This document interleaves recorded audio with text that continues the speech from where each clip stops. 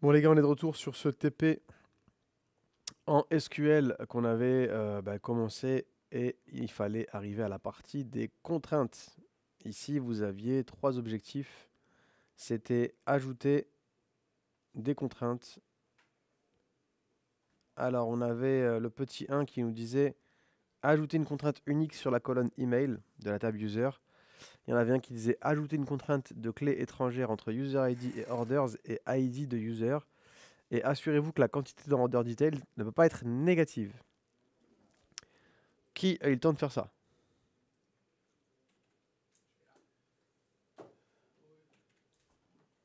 Qui l'a fait ce week-end? Putain, c'est bien les gars, vous bossez, c'est bien. De toute façon, c'est simple, hein. Ceux qui bossent à la maison, c'est ceux qui auront leur titre. Vous savez, moi je vous mens pas. Ceux qui viennent juste en classe, qui bossent pas chez eux, ça va être très compliqué. Je vous ai pas menti dès le début. Il y en a beaucoup qui cumulent beaucoup de retard et d'absence, surtout beaucoup d'absence. Ça risque d'être compliqué. Même si Elliot, par exemple, il est à l'aise sur certains sujets, ça reste un examen où il faut se préparer. Donc s'il n'est pas sérieux dans l'avenir et qu'il y prend du retard, ça va être compliqué. Il va falloir que je l'engueule quand il rentre.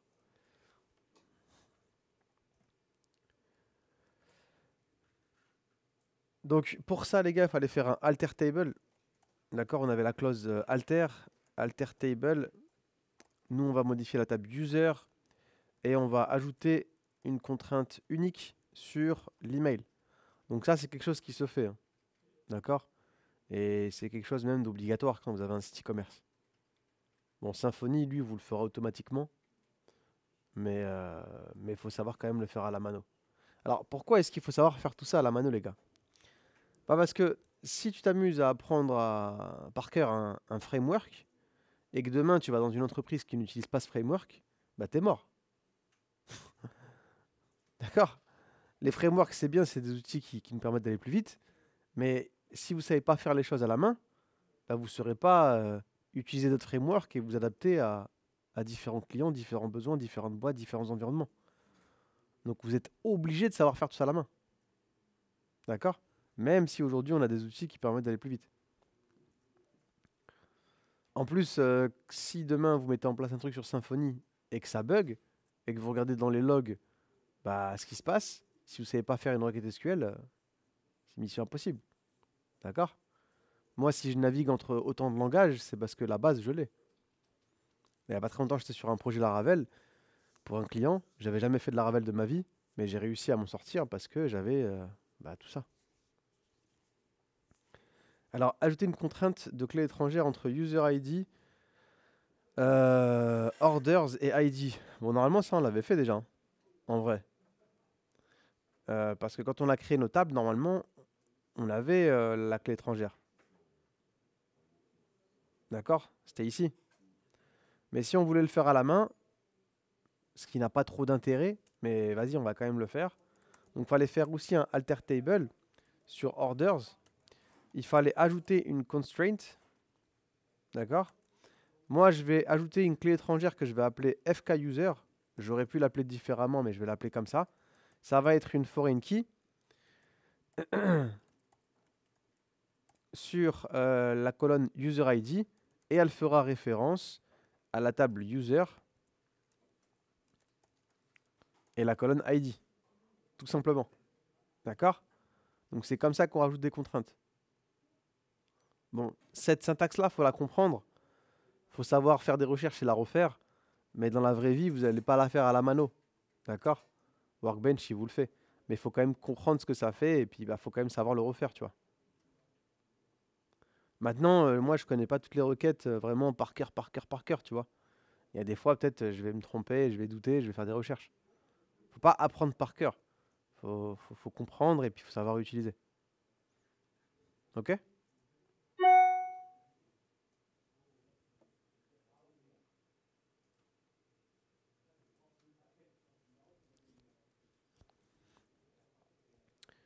Et ensuite, il fallait assurer que la quantité dans order details ne pas être négative. Alors ça peut être intéressant, tu vois. Ça peut être intéressant. Donc, il fallait faire un alter table de la table order details.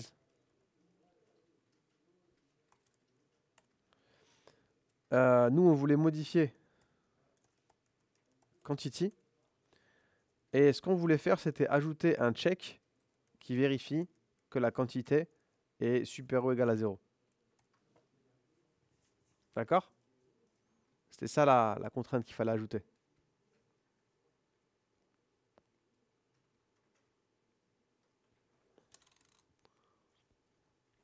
Bon là, vous avez de la chance, les gars. Vous allez être en vacances dans une semaine. Et vous avez de la chance, c'est qu'on a bien bossé. Et on aura déjà commencé PHP. Profitez de cette semaine pour bien réviser ce qu'on a fait.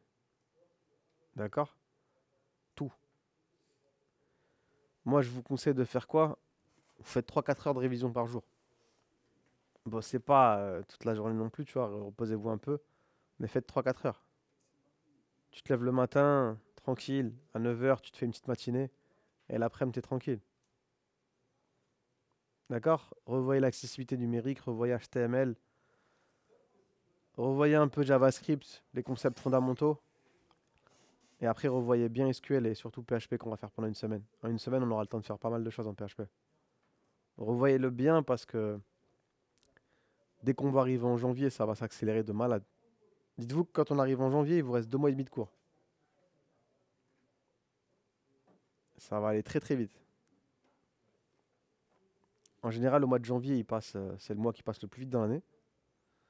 Entre les fêtes, les machins, tu vois. Donc, en plus, on va pas se voir pendant 2 semaines. Donc, révisez bien, tu vois. Pratiquement tout février, ça va être que du Symfony. Et déjà, je crois, le 14 mars, je vous laisse. Donc, ça va aller très très très vite.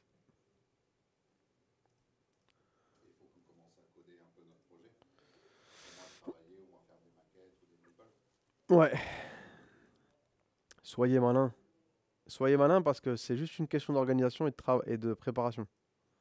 Je vous ai envoyé les dossiers, je vous ai envoyé les attendus. Soyez malin. Faites un petit plan déjà de ce que vous comptez faire. Là, il faut prouver dans votre dossier de projet, il faut prouver des réalisations en front et en back-end. On a fini le front. SQL, c'est du back-end. Donc soyez malin. Faites-vous des notes, mettez-vous tous les mots-clés qu'il faut donner. Tu vois? Genre, soyez malin. Même si vous le modifiez pendant votre stage, pas grave. Mais au moins préparez les mots-clés qu'il faut donner. Tu vois, préparez des idées de ce que vous pourriez montrer.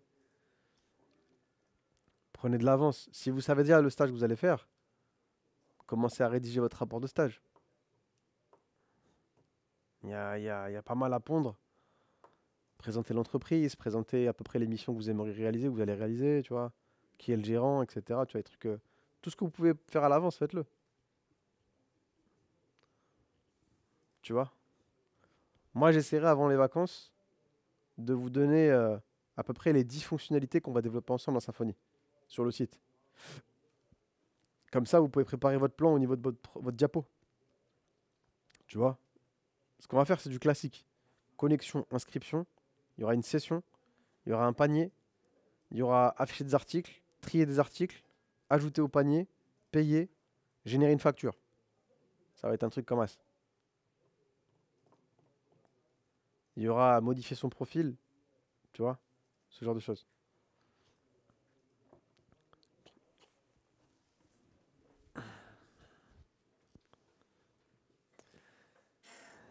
Ok, ensuite on avait les jointures.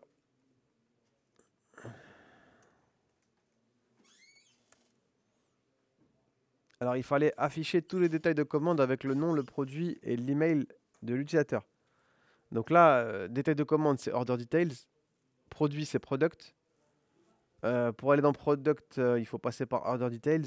Et l'email et le nom de l'utilisateur, c'est la table users. Donc là, il y avait une jointure à faire sur les 3 tables. D'accord? Je vais prendre ça.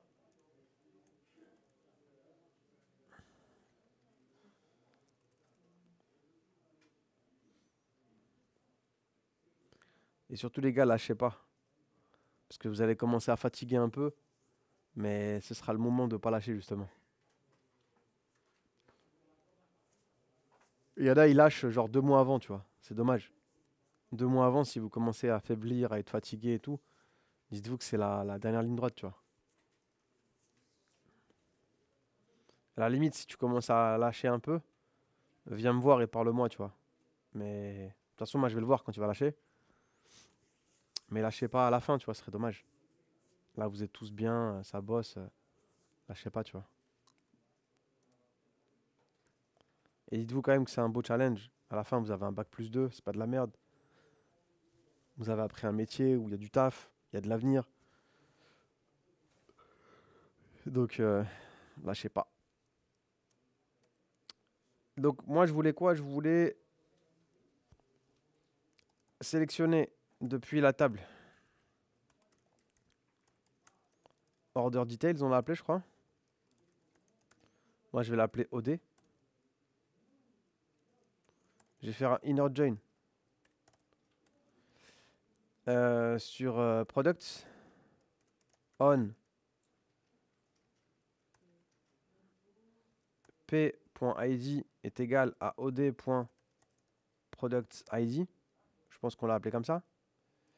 Et je vais refaire un inner join.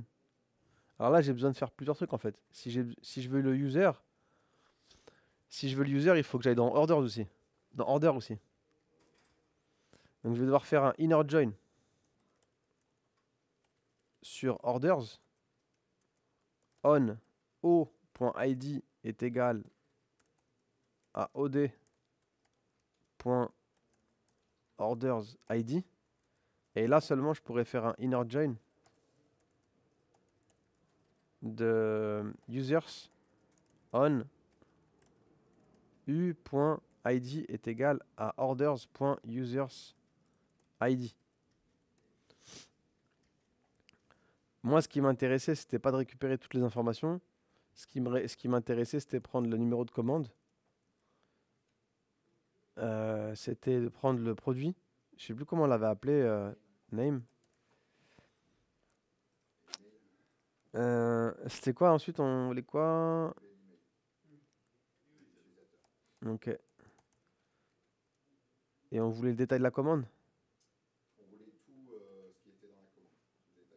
Ouais, bah c'est ça, product, email. Alors, est-ce que ça passe ça si je le lance?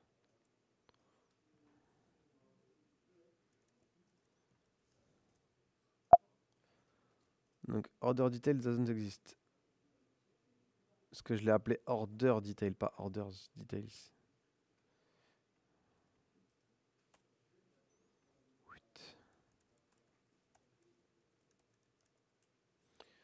Et ça avait l'air correct? D'accord?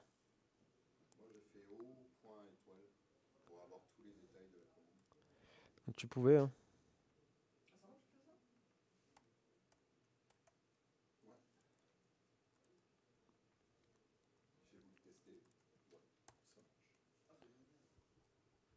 Ok.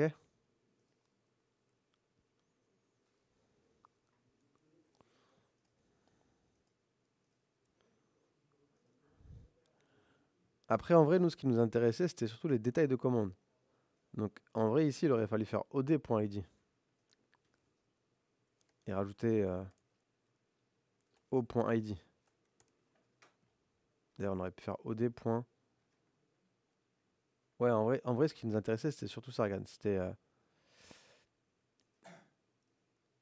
orders ID. C'est ça qu'on voulait. On voulait le numéro du détail de commande, sa commande, le produit et l'email. D'accord?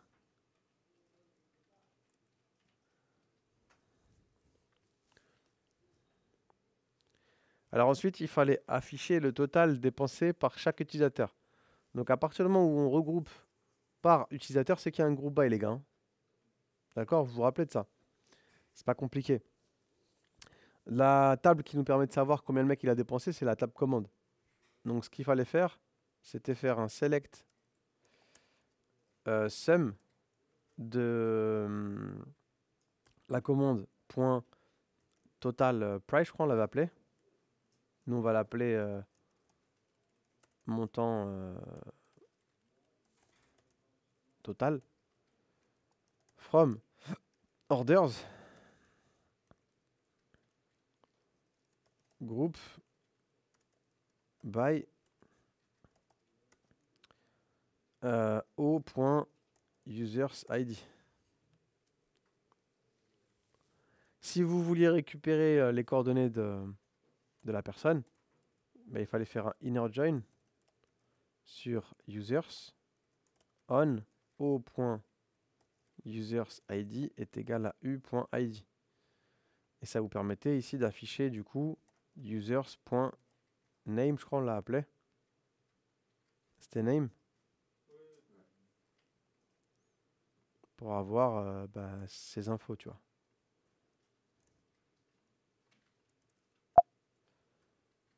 Non, c'est pas name apparemment, les gars.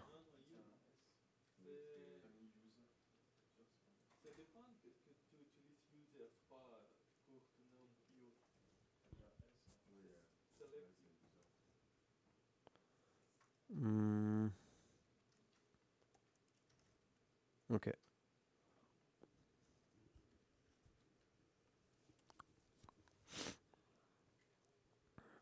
Ça va?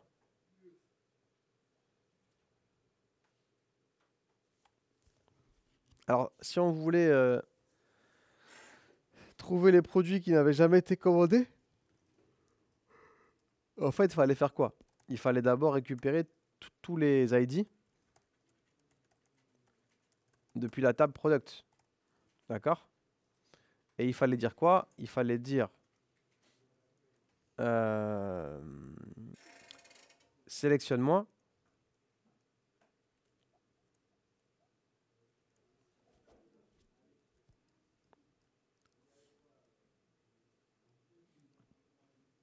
toutes les informations depuis product, where l'ID n'est pas dans select ID from order details. Et sauf que nous on l'avait appelé product ID. Donc en gros, tous les ID de la table produit qui ne sont pas dans order details, c'est qu'ils n'ont pas été commandés. D'accord? Et ils ont tous été commandés? Alors pour être sûr qu'ils ont tous été commandés, on va faire un select étoile from product. On va en rajouter un, tu vois. On va faire un insert into product values. On va mettre un ID 3. On va mettre ici le red flag, j'en sais rien moi. Le price, on va mettre 33,95. On va en mettre 10. Et on va dire que c'est la catégorie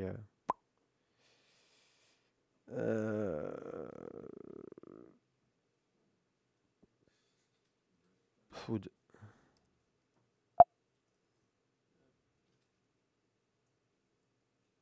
N'oublie pas les guillemets. Je refais ma commande. Et maintenant, il me dit bien que celui-là, il n'est pas dans les commandes. Parce que je viens de l'insérer. D'accord? Donc, it's working. Tout le monde avait trouvé ça?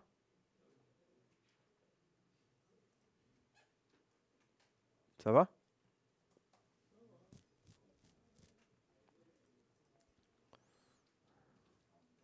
Les deux dernières parties, vous les avez faites ou pas? Hein?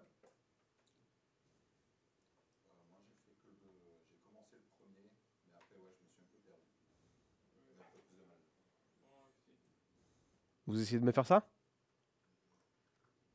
Si c'est pas fait? Bah, créer une vue, créer une table temporaire, c'est super simple. Procédure stockée.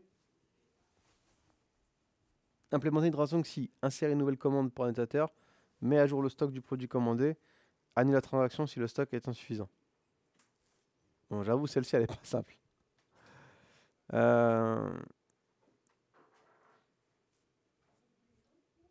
Projeter un produit et vérifier automatiquement la catégorie. Ok. Donc, la 9, elle est simple. La 8, elle est un peu harsha. Elle est un peu dure. Donc, on va On va se la faire ici.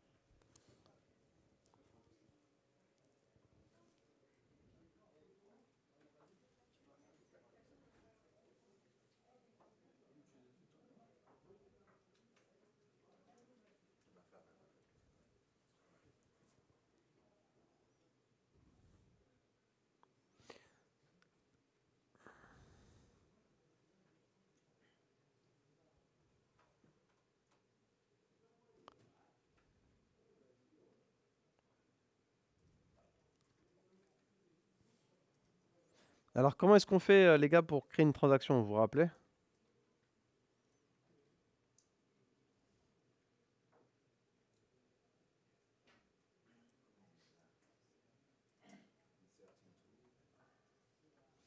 Non, comment on fait pour créer une transaction? Start transaction. Donc, on va faire ici start transaction.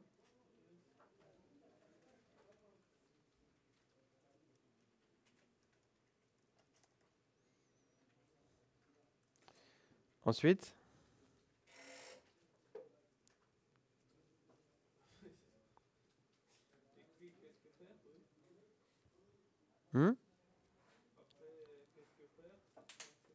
donc il faut insérer une nouvelle commande pour l'utilisateur. Donc moi, je vais faire insert into orders values. Alors moi, je me rappelle plus de l'ordre des commandes.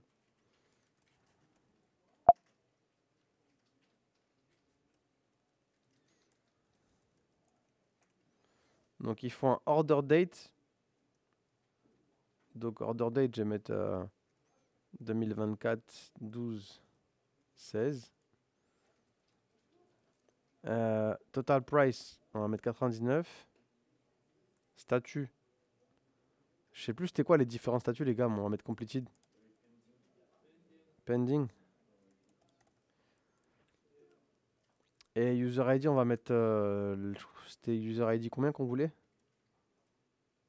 C'était pas précisé. On va mettre le 2. Ok.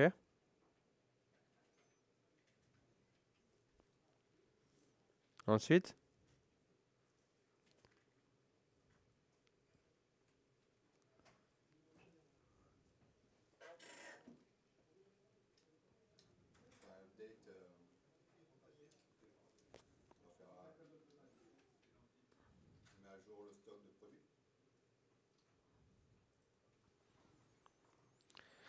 Ouais. Donc cette phrase-là, cette commande-là, c'était celle-ci.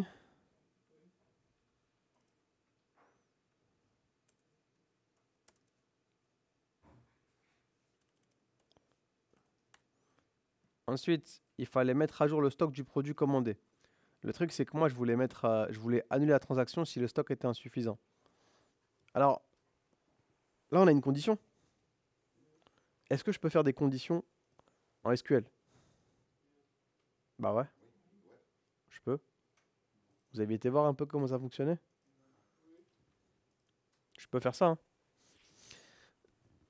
Donc, ce que je vais faire, c'est que d'abord, je vais devoir savoir quel produit j'ai voulu, j'ai voulu, et savoir si du coup ce produit-là, il a du stock ou pas. Ok? Donc pour ça, je vais devoir créer une variable déjà que je vais peut-être appeler product ID. Et on va dire que le produit que je veux insérer, c'est le 1. Donc ici, moi, je vais vérifier le stock du produit.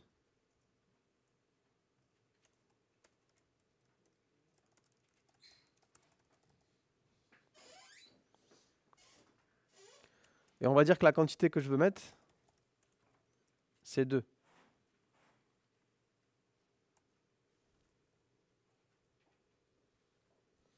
Donc je vais devoir aller récupérer la quantité du produit. Je vais faire select stock quantity.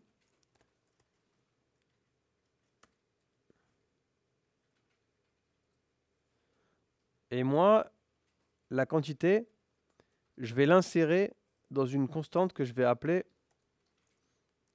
current stock. Ça, je ne voulais pas montrer.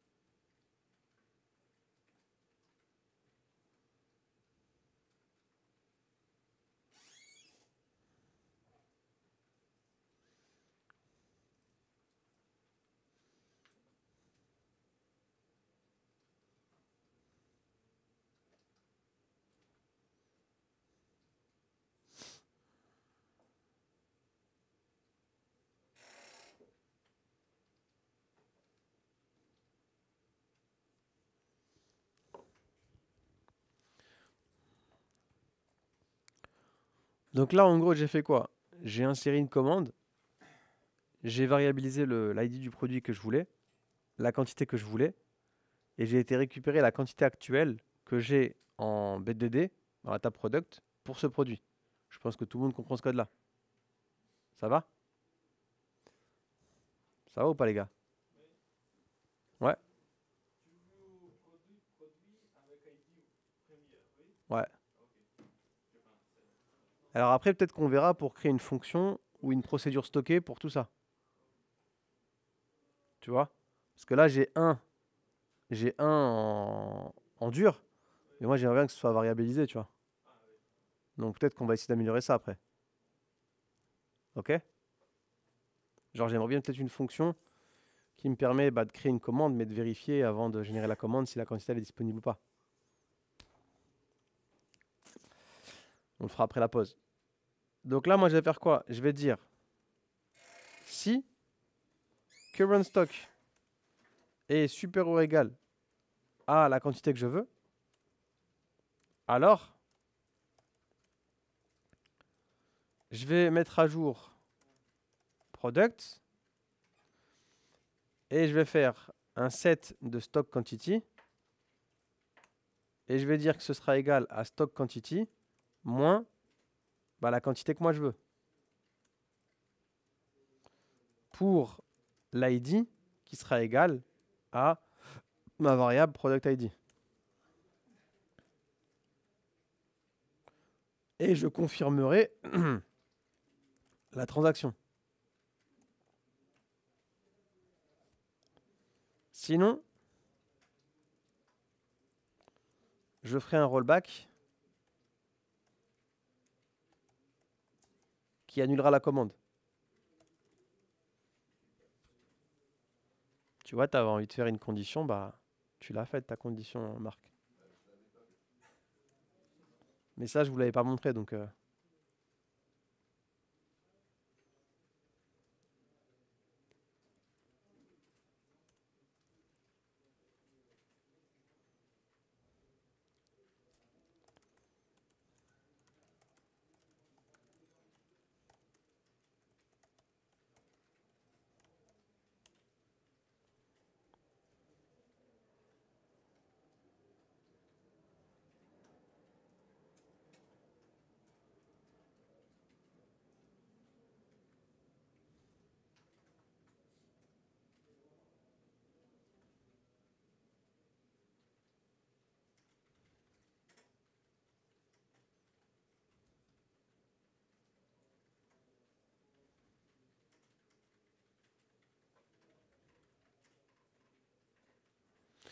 Alors, je pourrais même, tu vois, ici, renvoyer un message, Marc, en faisant signal SQL state.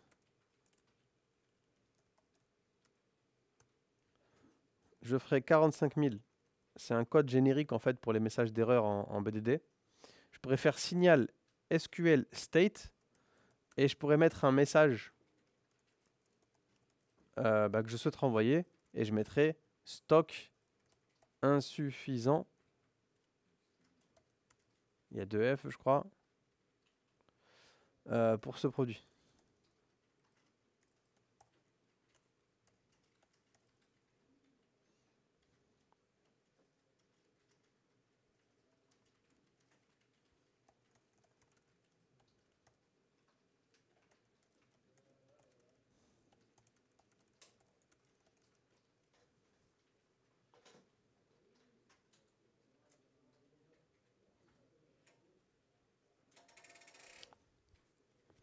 Je pourrais même concaténer le message avec l'ID du produit, les gars. Parce que si je lance une exception avec un message d'erreur, bah, j'aimerais bien savoir ça concerne quel produit, tu vois.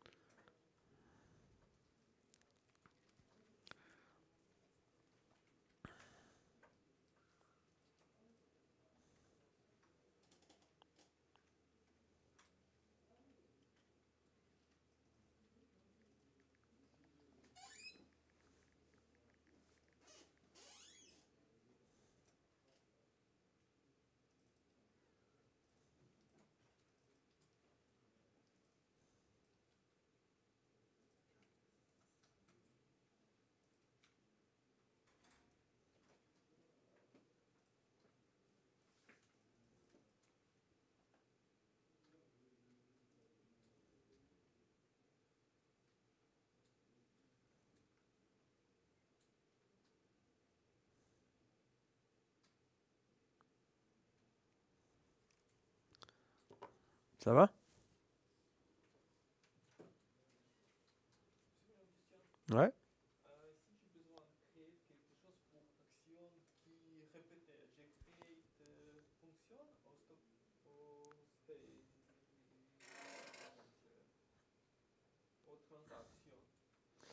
Je pense que ce serait mieux de créer une procédure stockée. On va le faire.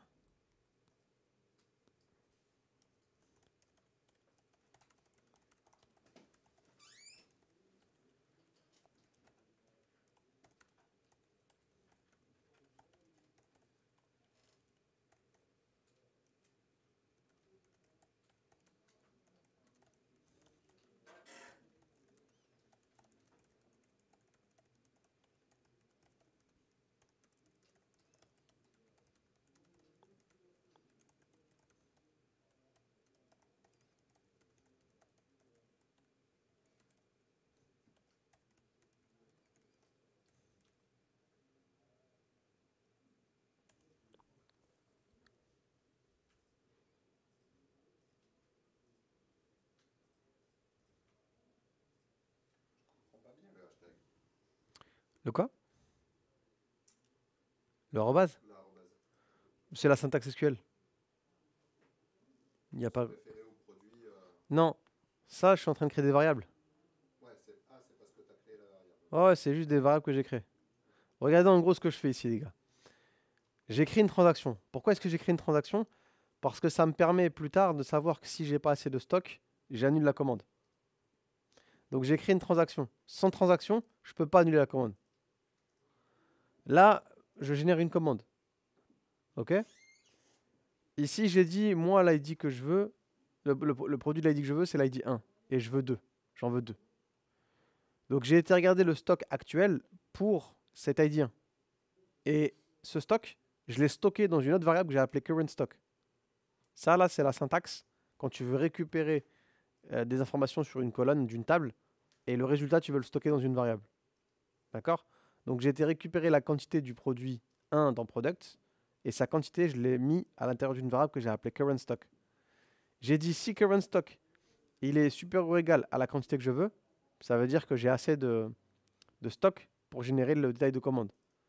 Donc j'ai fait quoi? J'ai dit bah mets-moi à jour s'il te plaît update product et mets-moi à jour la quantité qui reste pour ce produit. D'ailleurs ici, j'aurais dû générer normalement un détail de commande.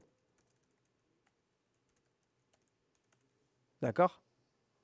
J'aurais dû faire normalement insert into order details values et je sais plus du tout par contre ce qu'on a dans nos tables.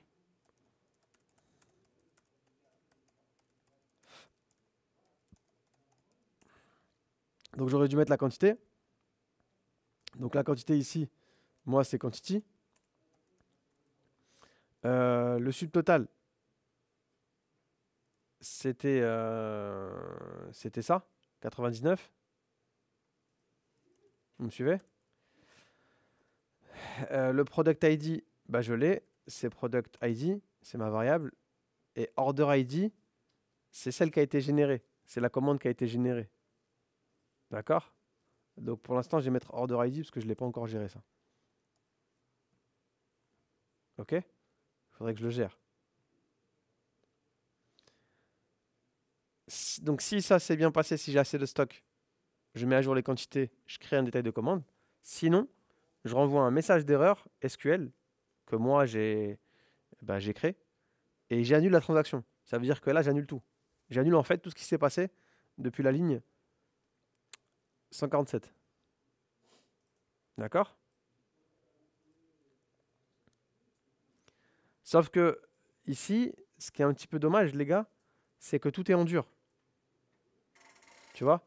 C'est-à-dire que la date, elle est en dur, la quantité, elle est en dur, l'ID product, il est en dur, tout est en dur, tu vois. Moi, j'aimerais bien que cette fonction-là, en fait, enfin, ce code-là, je puisse l'appliquer à n'importe quelle commande. Genre que peu importe la commande que je veux passer, quand je la passe, je puisse vérifier le stock et renvoyer un message d'erreur si jamais j'ai pas assez de stock. Ok? Donc si j'ai envie de faire ça, il faut que je le fasse dans une procédure stockée. La procédure stockée, elle va me permettre d'exécuter tout ce code-là si j'appelle la procédure. Mais l'avantage, c'est que c'est une espèce de fonction qui va pouvoir atteindre en paramètre bah, la date, le prix et pas mal de choses, tu vois. On se prend un café et puis on se fait ça après la pause. Ok? Est-ce que au moins vous avez compris ce code-là? Ok. De toute façon, ce TP, il est plutôt pas mal. Donc je pense que je vais le tourner en vidéo. Moi, je me suis fait une liste de to-do list là, de trucs que j'ai envie de faire pendant les vacances. Je pense que je vais tourner comme un porc. Ouais, parce que j'aime bien les trucs que j'ai fait avec vous. Avec vous, j'ai mis un peu à jour mon cours, j'ai fait des nouveaux trucs. Tu vois? Et j'aime bien ce TP là, il est bien. Ça va plus loin que. Hein? De quoi? Ouais, puis moi, j'aime bien, tu vois, alimenter un peu le contenu, faire des trucs un peu plus actuels, tu vois.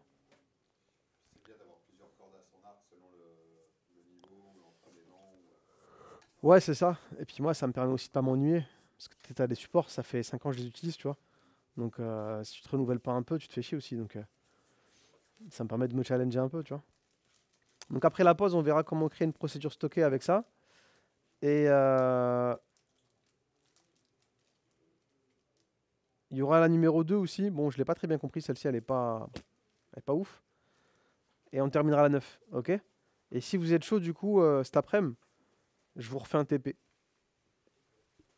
Normalement, vous devriez être à l'aise. Ça fera le troisième. Sauf que dans le TP que je vais vous donner cet après-midi, je vais rajouter les points avancés qu'on fera demain matin. Ça, vous essayerez d'aller voir un peu comment le faire tout seul. Ok? Ça, on monte à chaque fois d'un petit niveau. YouTube, on se retrouve dans 10 minutes.